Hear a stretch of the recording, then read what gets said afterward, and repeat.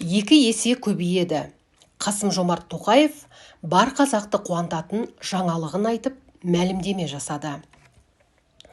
Жақын арада бар қазақты қуантатын жағымды жаңалық орын алмақ. Ол қандай жаңалық? Кімдер қуануы мүмкін? Тақырып қызықтырса, видеоны қарап шығыңыз. Достар, арнамызға жазылып, лайк басып, пікір қалдыруды ұмытпаңыздар. Елімізде педагог мамандығында білім алып жүрген студенттердің шәкіртақысы соңғы 5 жылда 2 есеге артты. Жаңа оқу жылынан бастап бұл төлем 84 мың теңгені құрайтын болады. Бұл жайлы президент Қасым-Жомарт Тоқаев мұғалімдердің республикалық тамыз конференциясында мәлім етті деп хабарлайды Араша KZ порталы. Мемлекет басшысы өз сөзінде жаңа буын мұғалімдері сапалы даярлаудың маңыздылығына тоқталды. Биыл білім беру саласына 13 мыңнан астам грант бөлінді. Педагог мамандығы бойынша оқып жатқан студенттердің шәкіртақысы 5 жылда 2 есе көбейді. Жаңа оқу жылынан бастап шәкіртақы 84 мың теңге болады.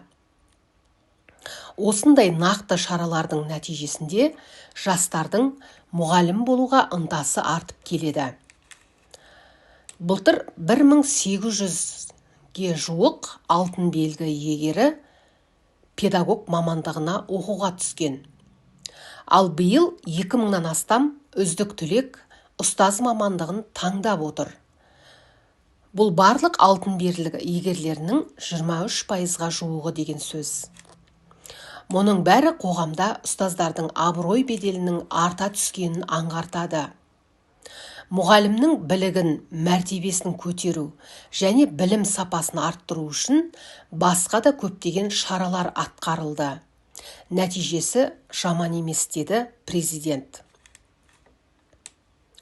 Сондай-ақ Қасым-Жомарт Тоқаев биыл қазақстандық оқушылардың әлемдегі ең беделді 7 олимпиадада 27 медаль, ал түрлі халықаралық жарыстарда 1000-ға жуық медаль жеңіп алғанын атап өтті. Оның айтуынша, бұл жетістік шәкірттердің сапалы білімі мен еңбегінің, сондай-ақ мұғалімдердің қажырлы жұмысының нәтижесі. Айта кетсек, жуырда мемлекет басшысы үздік оқушылардың бір тобын Ақордаға шақырып марапаттаған болатын. Президент оларды қазақ халқын зияткер ұлт ретінде халықаралық деңгейде танытып жүрген дарын иелері деп бағалады. Расында да бүгінгі күн білімдінің заманы. Бұрынғыдай аладор барқалап, базар жағалап жүретін заман емес.